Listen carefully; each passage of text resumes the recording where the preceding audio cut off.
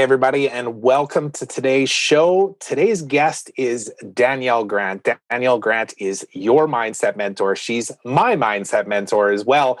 And I think you're going to really enjoy what Danielle has to say in this podcast. So she and I connected a couple of years ago. I had already been following her online and just seeing how she was consistently showing up and speaking about these things that were holding people back in their businesses and their personal lives from really living their best life.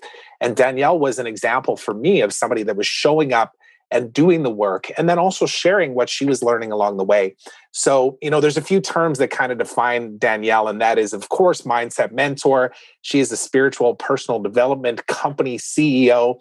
She's a corporate dropout. She's a spiritual gangster. She's a yoga gypsy soul, and she is a passionate paraglider. We talked about all of these things on this show. Definitely give this a listen. Also, check out the resources for this show because there's a lot of stuff that we talked about that I'm sure, just like me, you're going to want to dive in deeper and really open your mind to possibility and all the things that we don't currently fully understand, but we want to because we all want the same thing, which is to live our best life. And Danielle can be a key piece in helping you do just that. So let's go ahead and give this a listen.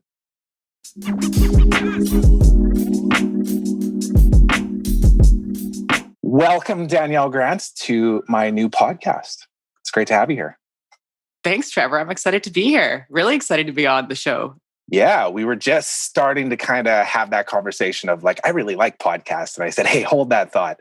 Let's start talking about it here. But I agree. There's an energy that comes with knowing that you hit the record button and it's time to start talking vulnerably and truthfully and honestly. So I appreciate you taking some time to do this. And of course, as I mentioned to you, you are one of my first 5 guests as well.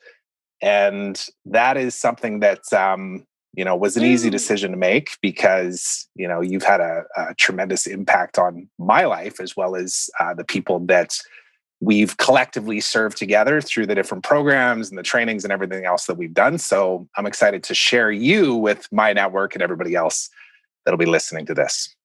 I'm excited to be on the show. This is going to be good. Absolutely. So I was doing some research actually last night and just Googled Danielle Grant. And I thought, what am I going to find online? I'm sure you've done this recently, right? And anybody who hasn't, I recommend that you go ahead and Google your name. And I was aware of the Danielle Grant, the meteorologist in Denver, Colorado. But I wasn't aware that there's a Miss Bahamas Universe 2018 that's named Danielle Grant. And then when you dig far enough, I also found out that there's a realtor in Hamilton, Ontario named Danielle Grant. So that's your competition in the Google world. But I know. Yeah. For anybody that's never heard of this Danielle Grant, I obviously introduced who she is at the intro of this show, but Danielle is your mindset mentor. She is my mindset mentor as well. And Danielle, I'm just going to read out this first part here because, like I say, this is the handful of first interviews that I'm doing. And I want to make sure that I say this exactly how I want and then build that muscle as we go. So the reason why I created this podcast is really to have enlightened conversations with people that have inspiring stories to tell so that I can open my own mind and shift my beliefs in a way that allow me to live my best life. And I'm obsessively curious to understand the events and the stories that shape people's lives, their thoughts and their beliefs that ultimately manifest in how they choose to show up in the world and what they believe to be true. So that is the context of this conversation here today, is to, of course, have you be able to tell your story, but ultimately what led you to believe what you believe to be true and have that be something that empowers not only myself, but anybody that's listening to this. So are you ready to do this? Yeah, let's roll right into it. Excellent. So Danielle, just really quickly, 2 years ago, I think is when we first kind of connected online. And, we kind of joke about this, but I was quietly stalking Danielle through the social channels and the content that she was putting out. And to give a little context to that, what I mean is I had a program that was serving entrepreneurs, and I had a mindset mentor that was in our program. His name was Dr. Nima Ramani. And Dr. Nima was getting busy with what he was doing with his own business. And I was looking for somebody that could step in and really be that voice of supporting people on the thing that really ultimately holds them back, which is what's, between their ears here. And Danielle, I don't even know how you popped up in my world, but somehow you did. And I found out that you were from Kelowna, which of course is where I ended up moving my family like 6 months later after I started following you. And in the early days of me following you, I think, and maybe you want to speak to this, but that was right around when you were starting to do Facebook Lives and, going live every single day and really pushing through maybe some of those fears and limiting beliefs that you even had at that time. Do you want to maybe speak to that time, like 2.5 years ago, when you didn't even know that I was checking out your stuff, but you were consistently showing up, and why you chose to do that at that time? It's such a good question. It just brings me down memory lane.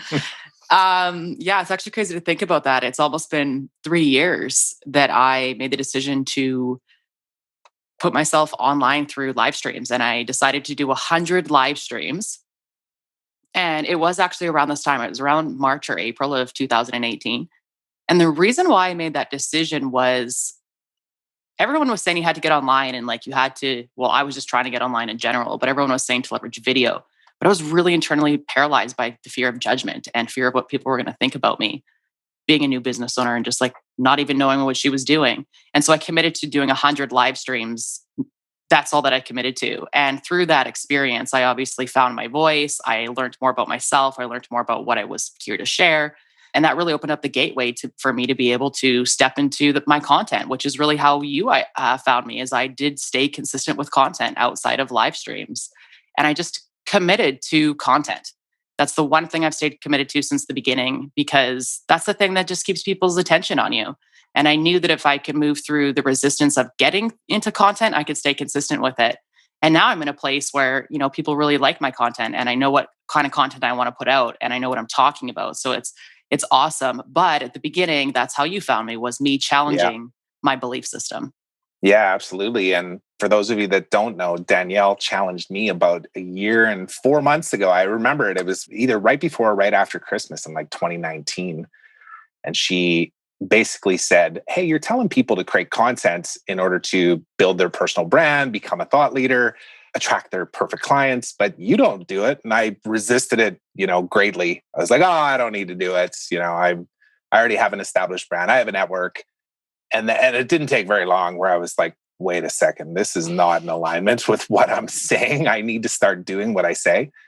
And that was a major turning point for me with my business and just how I was showing up online. And to be honest, even this podcast is another step in that direction, right? Like I've been down this path before in false starting on a podcast in the past. And there was probably a number of reasons why it never really got legs. I wasn't really fully behind it, but just taking the steps to create consistently and just have these conversations is something that I would say probably even 1.5 years ago, I might not have seen through, just because I wasn't committed to actually showing up and being consistent. And I know, probably 95% of it was rooted in the conversations I was telling myself, most of them negative, right? What are people going to think? Who am I to actually have my own show? And then, of course, for me, this about me, and this is something I'm constantly working on right now, is I started thinking about the title of my show. And then that's, it was like 3 weeks before I finally came to the table. I asked you, I asked a couple other people in our private mastermind, what should I name it? And everybody's just like, just go with your name and stop overthinking it. What's wrong with you? Like you've been down this path before. So anyways, regardless, and needless to say, Danielle's had a big impact on how I choose to show up every single day. And I'm glad that we're here to talk about this so other people can experience you and everything that you bring to the table. So let's jump back a little bit now too, and help people understand, how do you become your mindset mentor? And let's go all the way back to some of the earliest moments of Danielle Grant, the young kid growing up in Kelowna. What was childhood like for you? What kind of family did you grow up in? Obviously, I know Kelowna now, but just give me a sense of like, what was your life as a kid? Yeah, I decided when you asked me to do this interview that I was really going to challenge this question, because I think a lot of people ask this question, and I really go back to experience that I had. But I'm going to go back a little bit farther. And it's funny because you actually are exactly in the location that I'm talking about, That's right. which is super crazy. Trevor Yeah. literally lives 1 block away from my childhood home. Yeah. So when I think about it, I grew up in an awesome family, like a really awesome. I mean, look at the neighborhood that you're in. You have this amazing community, and there's playgrounds, and it's just good people live there, and it's this Totally. amazing scenery, and it was just really amazing. But I had a sister who, in my own eyes, I was never going to be as good at. So my Mm. whole entire life, I lived against this sister who excelled at everything, and in my mind was in the spotlight. And so, as much as I was living this really awesome life, I came from parents that loved me. We lived in a beautiful house with a pool. Life was great. I was living in this story that I was never going to be as good as my sister, and my parents were never going to love me as much as my sister. Mm. And so that started She from a very older or younger? she's older Yeah. by 3 years. But alongside that time, at the same, which is why I'm talking about my location specifically, is I was always a bigger girl, and at that time, that wasn't really the thing. And so I grew up around this pool growing up, and I learned to become very uncomfortable in my body. But on the outside, it would seem like I had it fine. So I had created this very dualistic life for myself, and I didn't recognize it at the time. As an adult, looking back, I can see the duality in it. But when you ask the question where it really started from my earliest memories, living in that childhood home in an environment where my days were being judged by what I looked like. And I was internally comparing myself to this person that I was never going to live up to. And I was never going to be lovable by my parents. And that started at a very young age. And I didn't know that this was going on for a very long time, but that is the answer to really how I got into all of this back into my childhood, is because it started with me creating a distorted perception of my reality and Yeah. my belief system. Yeah. Well, and I appreciate you sharing that. That's, since I've started going down this journey of allowing myself to consume information again, because I told you before that I kind of shut myself off for a while, where I was like, no podcast, no outside influence, nothing. I just want to focus on me and my thoughts. And that served me for sure. But, when you and I were talking, and it was probably only like 4 or 5 months ago, about making some transitions in the things that both of us were doing in our business and our partnerships and that type of thing.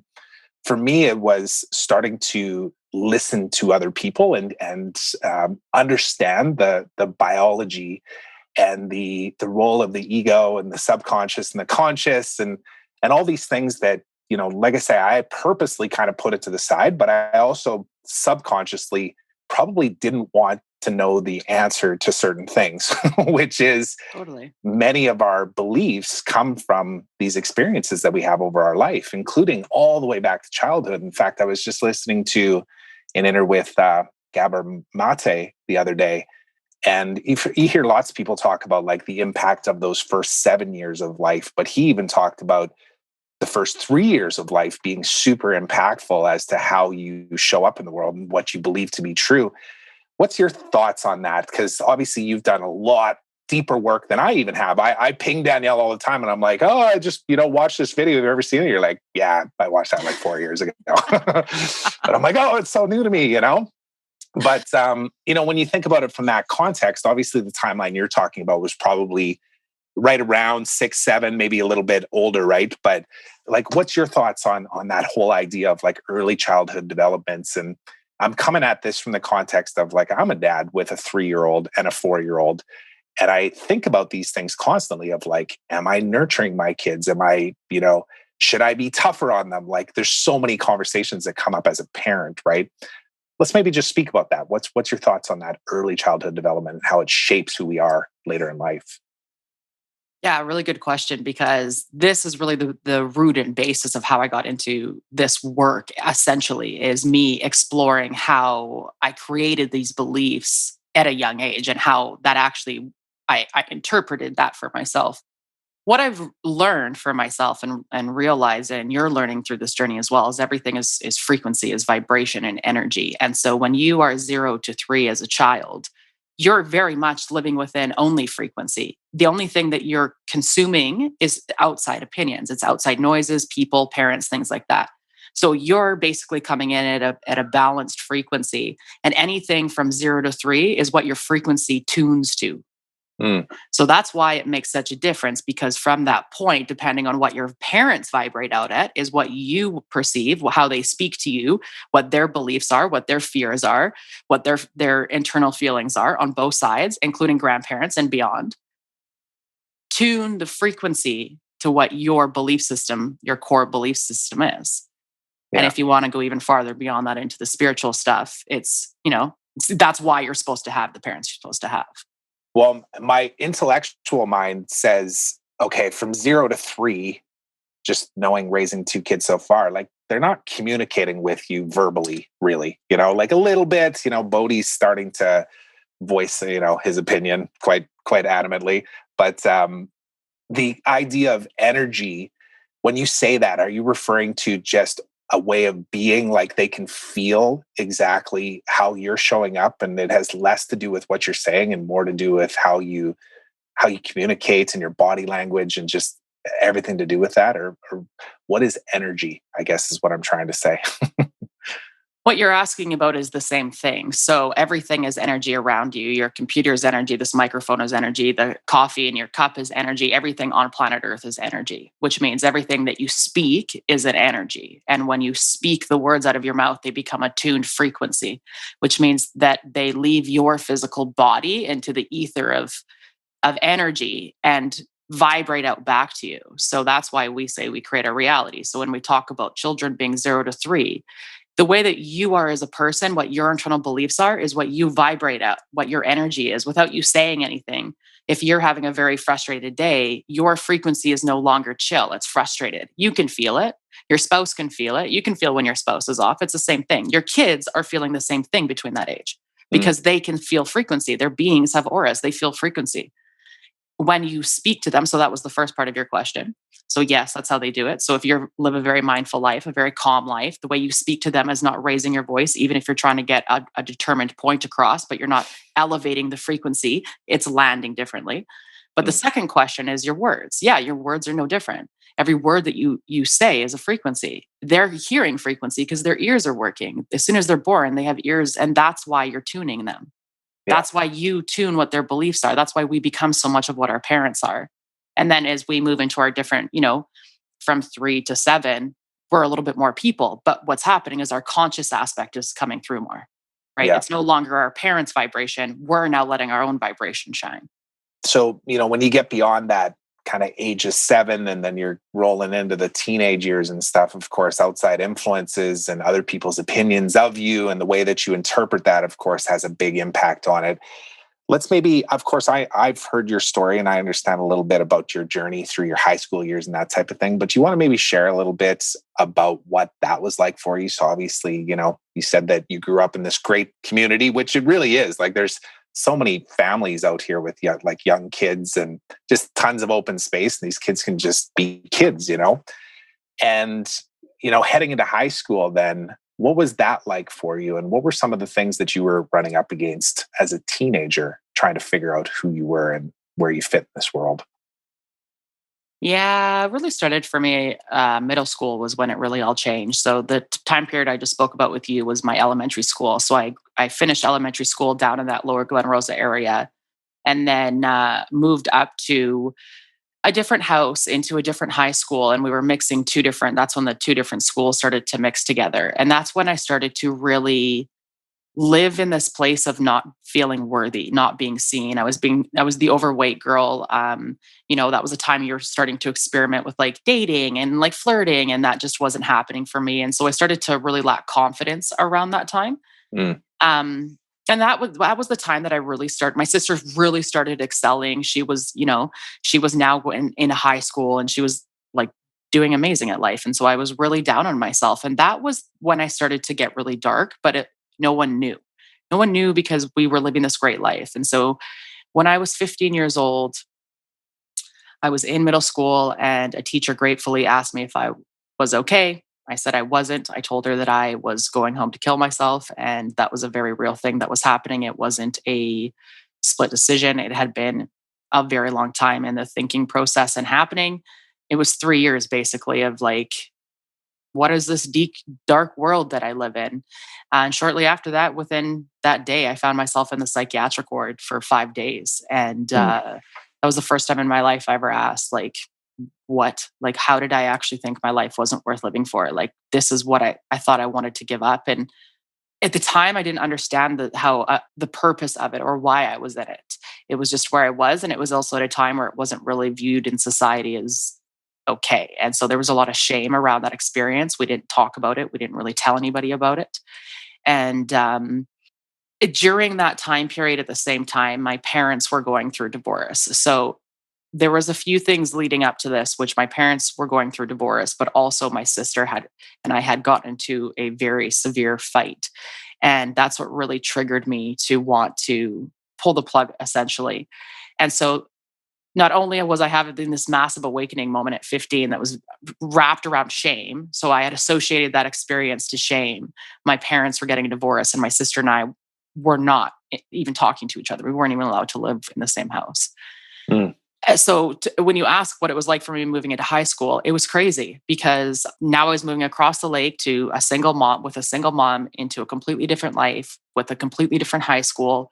Gratefully, this is a small enough town that the sporting world allowed me to meet people from both sides of the lake. So I had people I knew, and I was coming out of this shameful situation that no one knew about, that no one knew I had experienced. And I was trying to pretend like everything was fine. You know, life was great. I was moving to a new school. My parents were divorced. I was just thinking about taking my life, and life's great.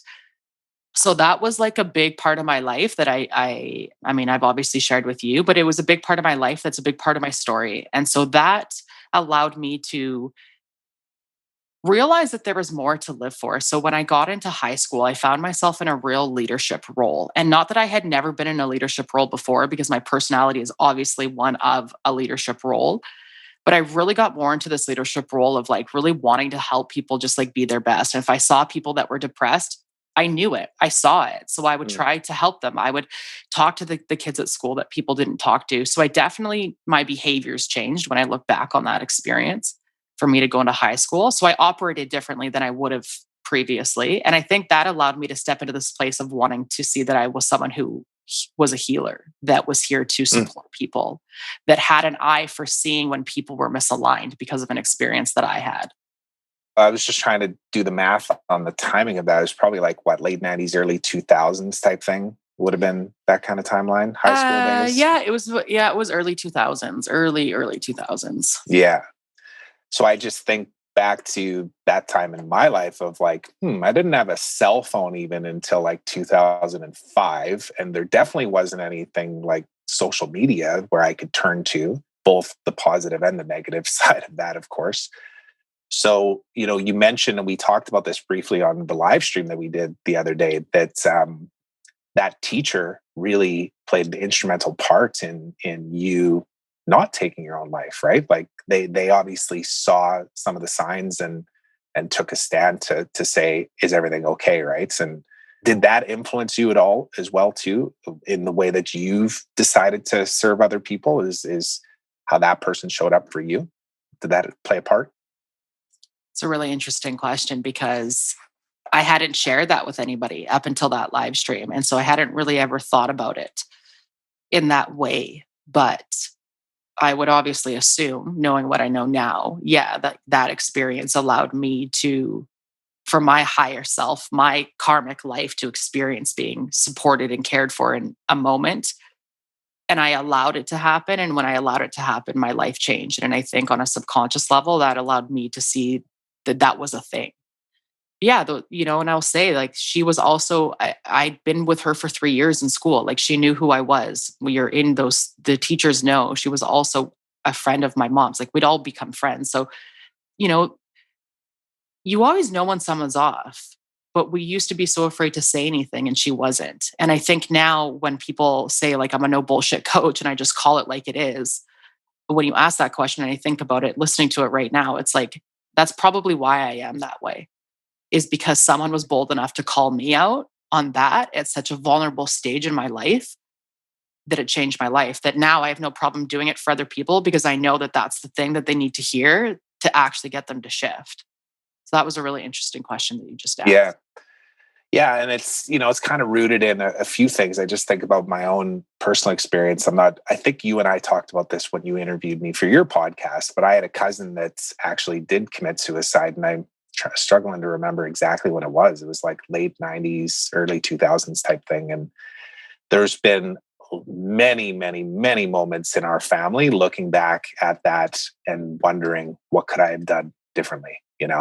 How could I have approached that person so that they didn't take that step, right? And yeah, it just brings up a lot of memories of, like, how one little incident, one conversation, one person taking a stand for you and not allowing you to believe the stories that you're telling yourself can make all the difference and completely shift how you live the rest of your life, and that's why I believe your work is so critically important, not just for entrepreneurs and making money and everything else. It's just to allow people to actually live their greatest lives. And, I think that's one of the gifts that you have is, and people joke about this all the time. They're like, Danielle's very straightforward and blunt. And I'm like, yeah, but there's a reason for it, right? It's because you've seen how close you even came to just not even being here. And somebody took a stand for you. So obviously that did play a big part. And yeah. Anyways, I'm glad that glad that we got a chance to talk through that, because I think that's important for people to hear if they've ever had those kind of thoughts or gone through those experiences themselves. And on that note, there's actually a quote that I think most people have heard, and I wanted to ask your opinion on it too, because there's varying opinions on this. But the Buddha said, "Life is suffering." What is your feelings on that? What is your thoughts? What does that mean to you? Do you believe it to be true? That's a loaded question. Go as far down that path as you want to. Instinctively, I want to say that before I got studied Buddhism, I probably would have not understood that. I would have been like, we're not here to suffer. But understanding a little bit deeper now, in the spiritual world, which is the non-physical aspect of us, there is no duality, there is no negativity, there is no suffering.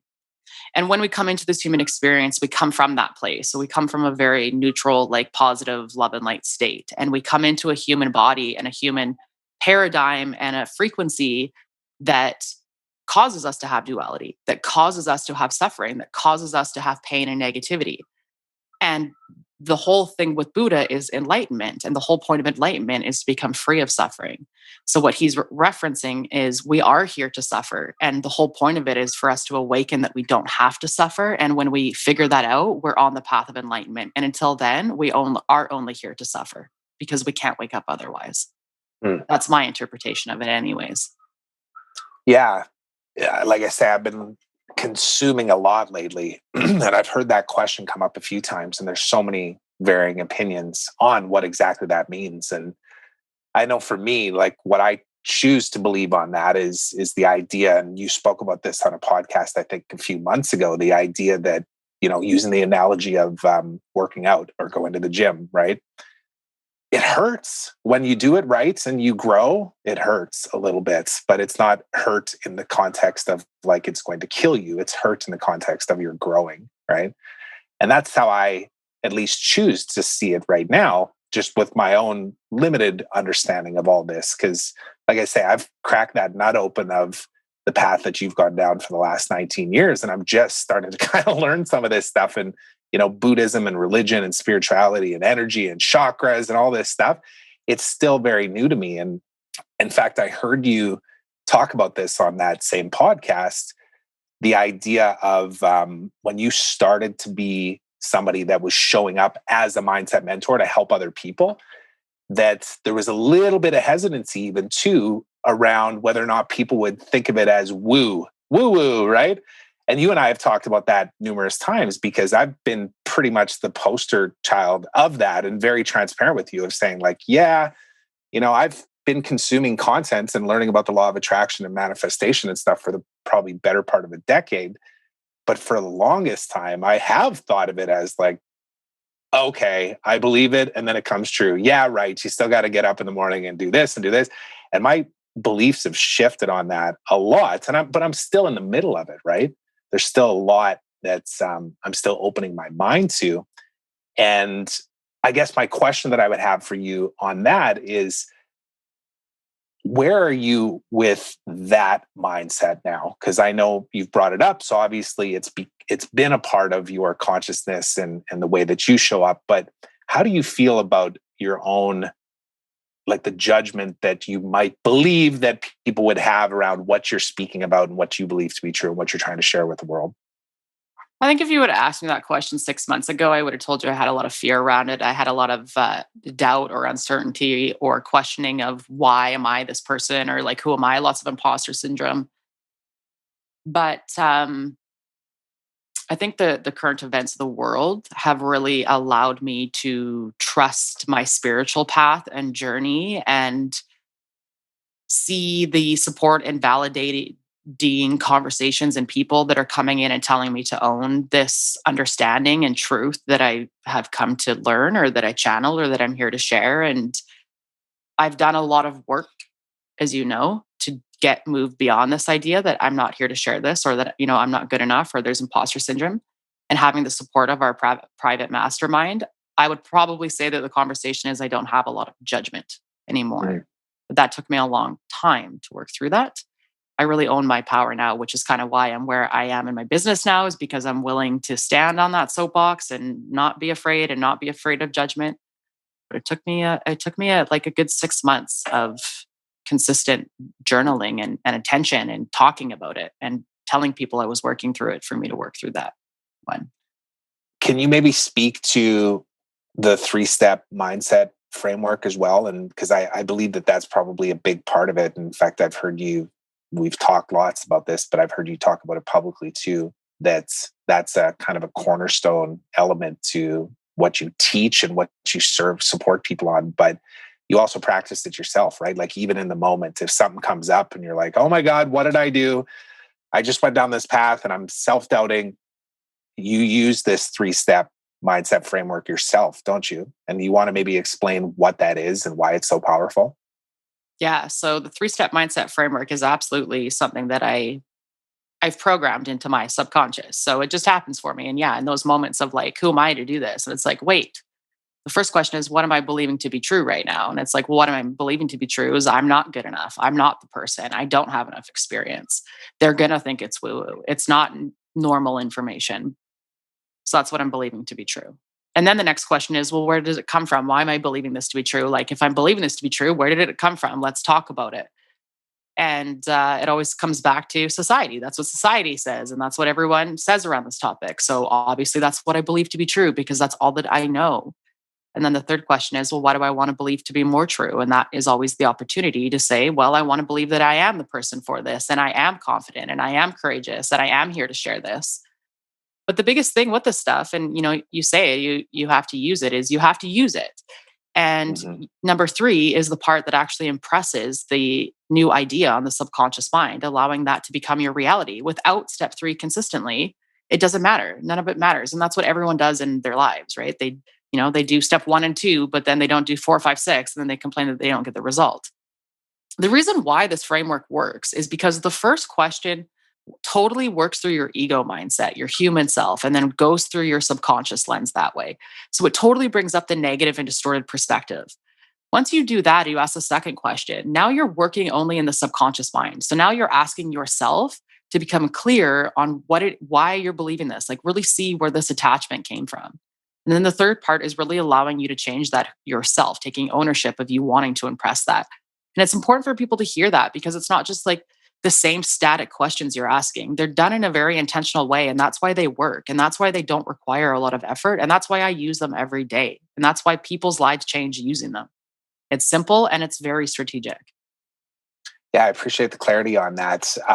You kind of answered what I was going to use as a follow-up there too, which is the middle question around, why do I believe this to be true? I think a lot of times that's really where people get stuck, because they just default to, well, I don't know. It's because it's true. Like, that's why I believe it to be true, because it's true, right? They kind of default back to that as opposed to diving into the like underlying roots obviously part of this answer is like, well, work with somebody, talk through it with somebody that, can help you dig deep into the really underlying roots on this. But what can a person do on their own to actually address that question of, why do I believe this to be true? What is the first step, especially for somebody that's just listening to this for the first time and they're like, okay, I've never heard this before. It sounds interesting, but like, what do you mean? Why do I believe this to be true? How can they do that? The first thing I always say, and you'll hear this in my content through and through, is you always know the answer. And the first time you ask, the answer is never going to be right there. So you have to give yourself some grace and some space. And for the person who's just hearing this, they're going to ask that question of, why am I believing this distorted negative belief thing holding me back to be true? Immediately you want to say, I don't know, because that's your default answer. But you do always know. And hearing me say, you do know, will allow your subconscious to actually kind of slow you down and be like, wait a minute, try something for a second.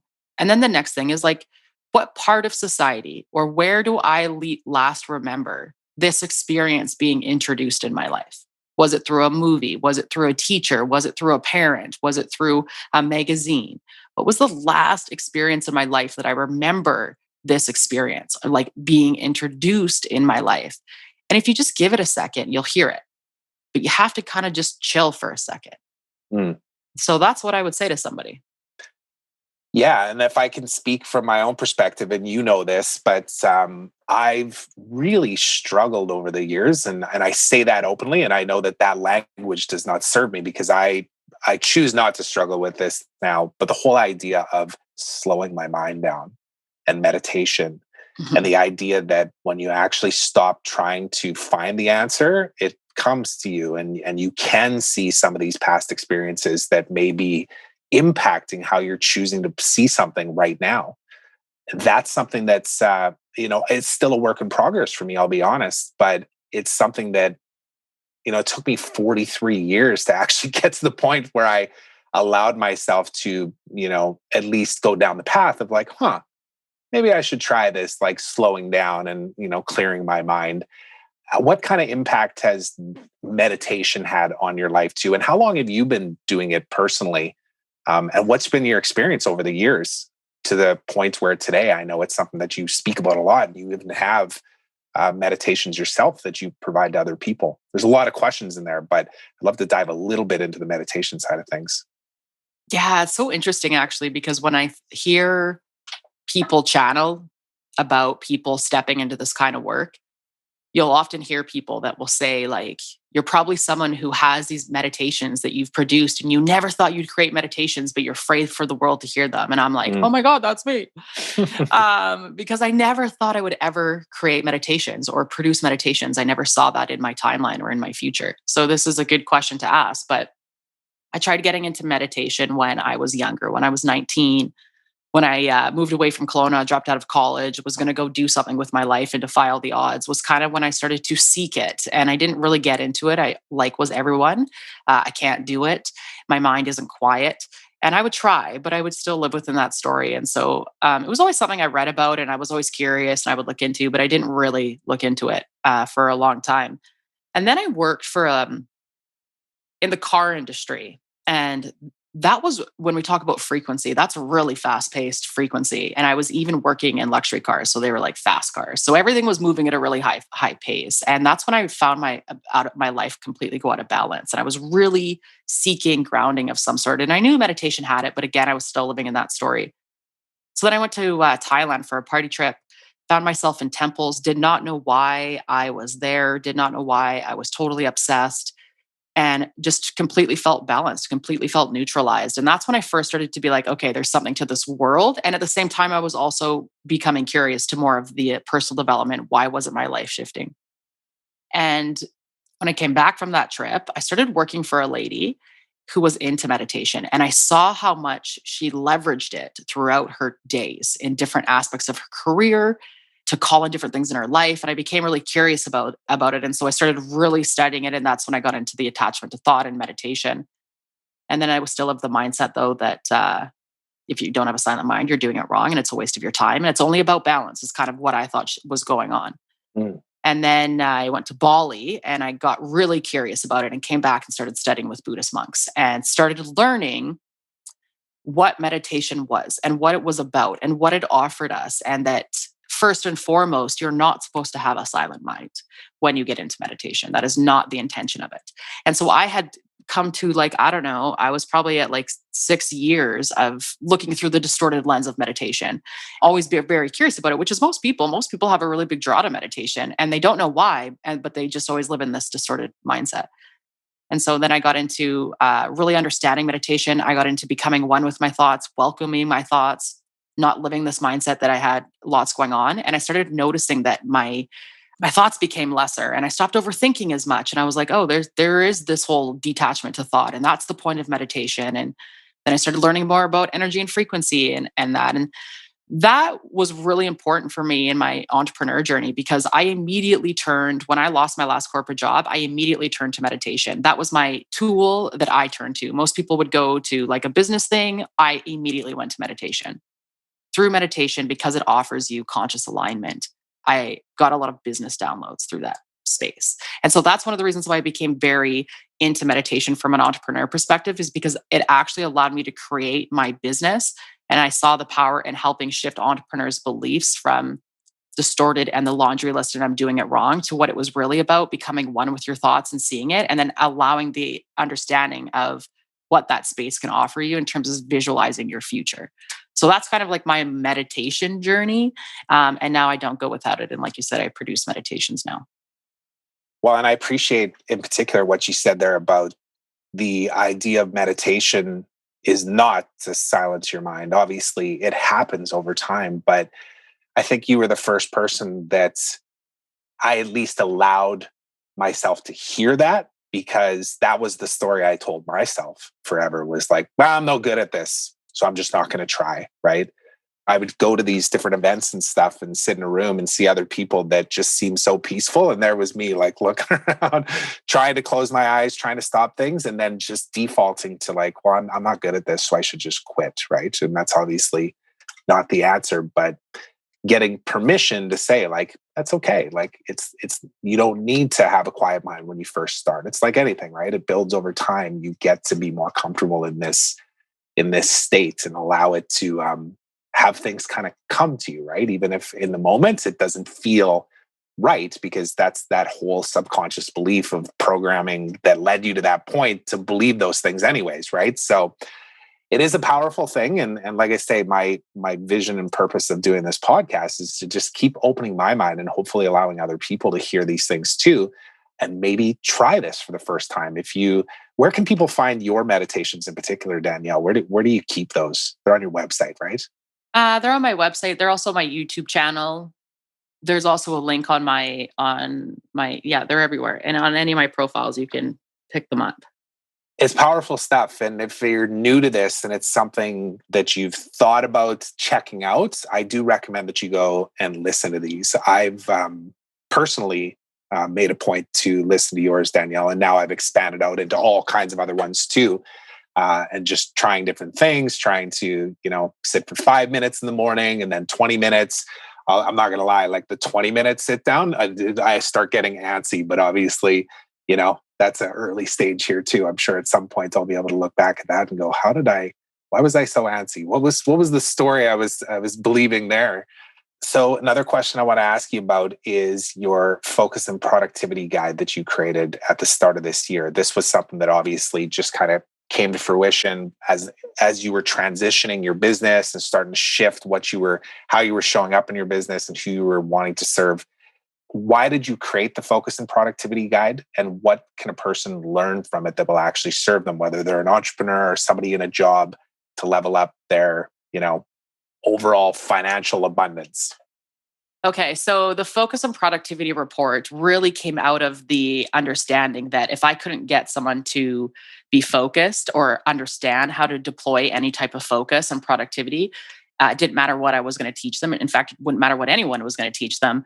They weren't going to get the results that they wanted. And through my personal experience, not only as an entrepreneur, but in the corporate world and as a person, I've been able to leverage focus and productivity to get the results that I want. And so when I decided to pivot my business, I was actually trying to step more into a spiritual side, talking more of that. But I learned very quickly that it didn't matter it didn't matter what I was sharing if I couldn't get people to actually transform their operating system internally around focus and productivity. And so ultimately, that's why I created that, is because anyone listening to this, you need focus and productivity in anything that you do.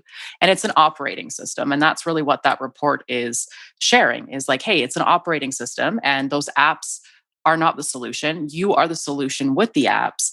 Let me show you a different perspective. Let me show you how your mindset actually looks at focus and productivity. And by sharing that, the hope is to expand people's mindsets to understand that I need to change what this operating system looks like in order to get a different result. And that result that I'm trying to get is taking action on the things that are going to move my life and my business forward.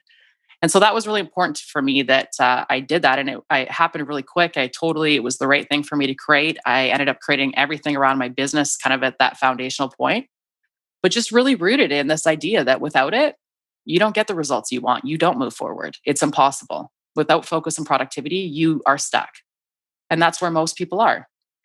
Well, and that's why I wanted to bring it up and have you articulate exactly what it is, because I believe that as well. It doesn't matter what we're doing, and especially in today's world where everybody's kind of looking for the hack or the quick solution for whatever it is, whether it's to have better health or to have a more thriving business. If you don't do these foundational things, you're just setting yourself up for a repeated pattern of trying to, fast track your way into something that just requires you to become consistent, requires you to challenge your thoughts and to, build a framework around how you approach everything in life. It doesn't matter whether it's your physical fitness or your mental fitness or, your financial wellness or whatever. So definitely recommend that people check that out. And I wanted an opportunity to chat about it. So Danielle, we're going to wrap things up here with my Power of One lightning round. Are you ready to go here? I'm ready. Let's do this. Okay. And feel free, it doesn't have to be one-word answers, but if you want to just kind of keep it concise with regards to, what comes up for you. And, don't judge it either. If something comes to mind, just say it out loud. All right? So number one is, who is the one person / mentor that has been the most influential in your life to date, all time? Her name is Danielle Laporte. Do you want more information or is that it? I know who Danielle Laporte is actually, but maybe speak a little bit about that. Yeah. Yeah, she's actually a local Vancouver Canadian girl. So I came across Danielle Laporte when I was 19 years old and I had first moved to Calgary. I dropped out of college. Everyone told me I wasn't going to make anything in my life without a degree. I said, fuck you. And I moved to Calgary and she was at a conference. It was this woman empowerment conference. I didn't have any money to go. I asked my dad to buy my ticket for me. I had no idea who the speakers were, but I just felt I moved to this new city. I've always wanted to be a motivational speaker. I don't know what I'm doing. I'm going to go to this event.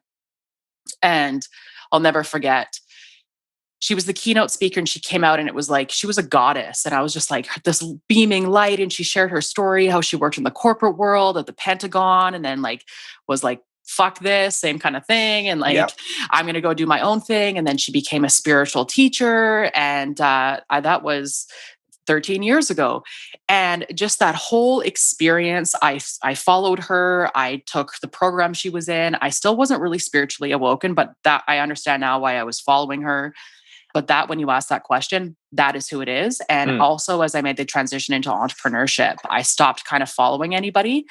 But when I got down on myself, I turned around and I went back to her because her message was always of love and light and spiritual base. So that is the person, and I will forever give her credit. Nice. What was her book called again? Firestarter? Firestarter. She has a couple of them, but Firestarter was just, she's amazing. She's a total light worker, spiritual badass. Yeah, I know. I didn't actually read her book, but I scanned through it and I bought it and gave it to Sharmila, which was obviously kind of projecting certain things. But I just remember that was like 10 years ago, probably too, where I came across her and I was like, there's something to this woman.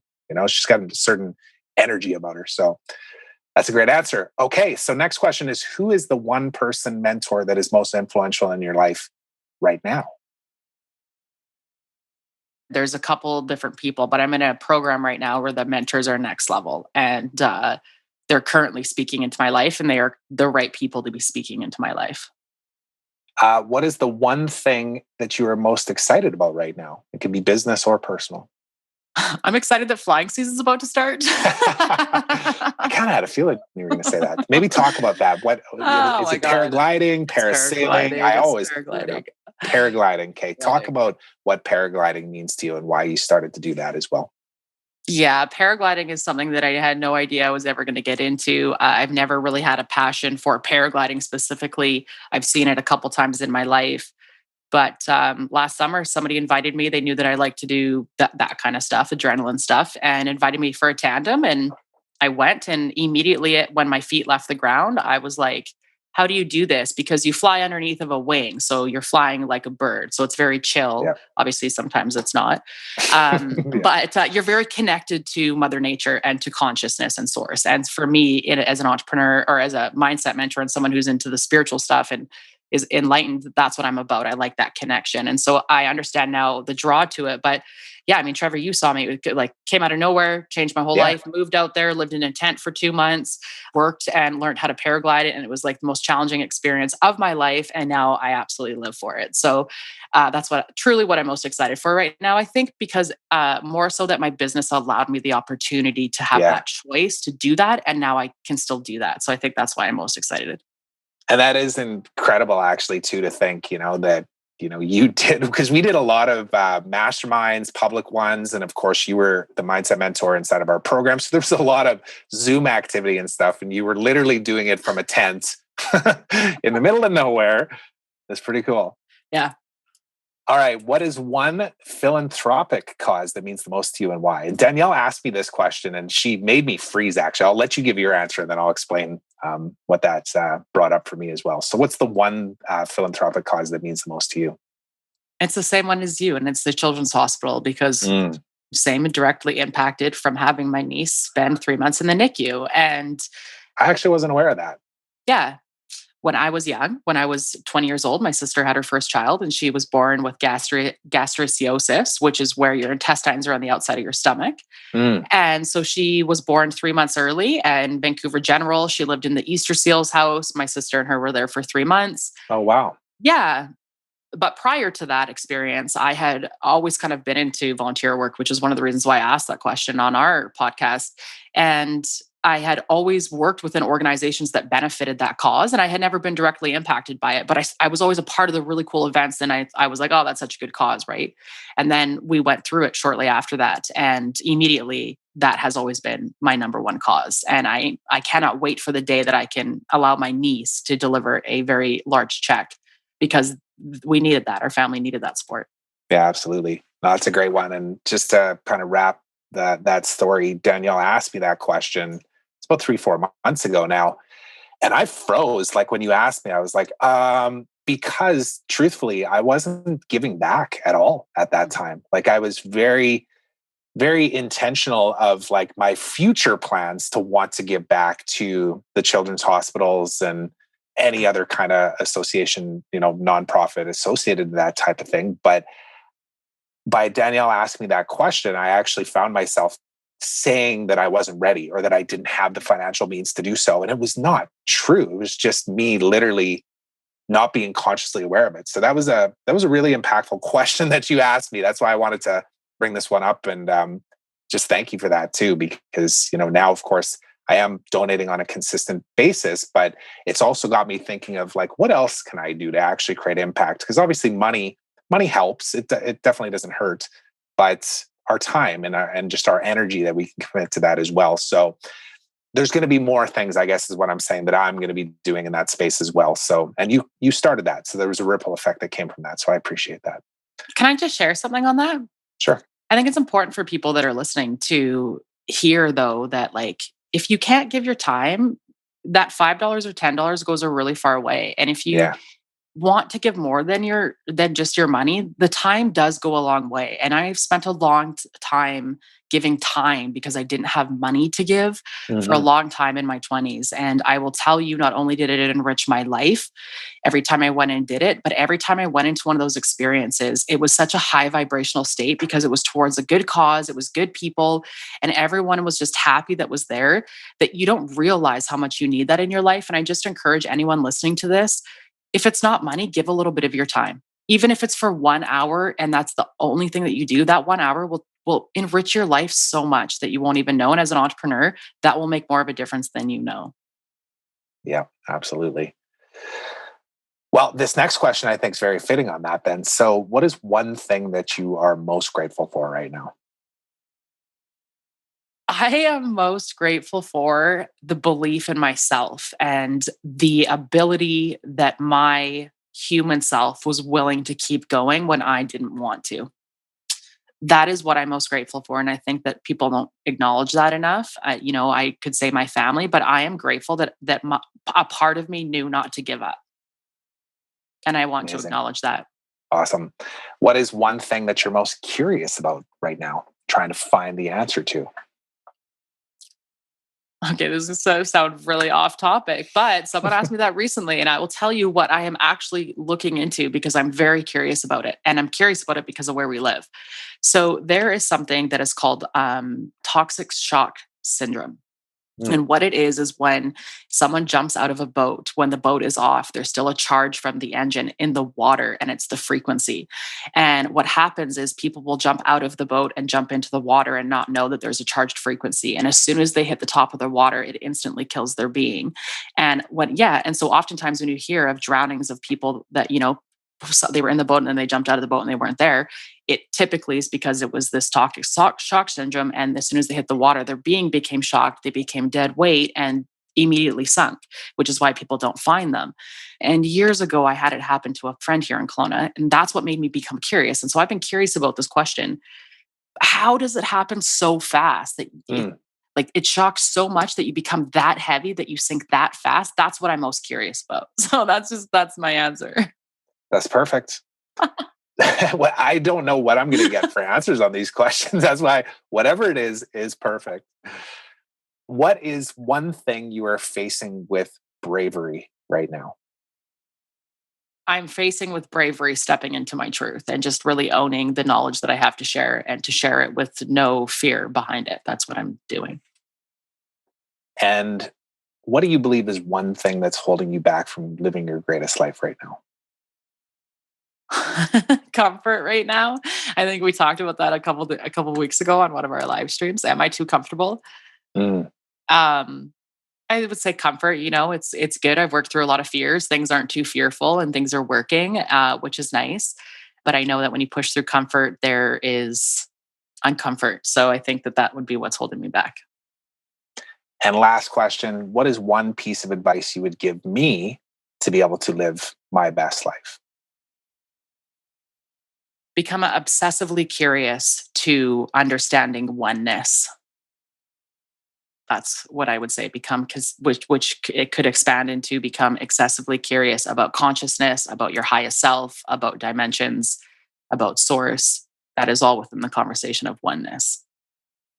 Well, I'll be Googling that right after this conversation. And of course, I know you'll be contributing some of that knowledge that I'll be consuming in the near future and beyond. So Danielle, do you want to maybe just explain where people can find out more about you and the best place to connect with you as well? Yeah, you just go right onto the internet, type in Google, throw in my name, sort through those other competitors I got. That's right. Find me there. No, but you can honestly find me on any platform. I'm not going to give you all my shit because you can just look me up. You'll find me. Can't miss me. Sounds good. I'll link it all up as well. And yes, it's not Danielle Grant, the former Bahamas international contestant, or the meteorologist, or the realtor. It is your mindset mentor. Thanks so much for doing this, Danielle. Thanks, Trevor. Thanks so much for listening to this episode of The Trevor Turnbull Show. I hope you enjoyed it. And if you did, please consider subscribing on my YouTube channel and on your favorite podcast platform, and leave me a review. I'd love to hear from you. Now, until next time, remember, today is a beautiful day of opportunity. Trust that you're exactly where you're supposed to be right now. So be grateful, be curious, and be brave.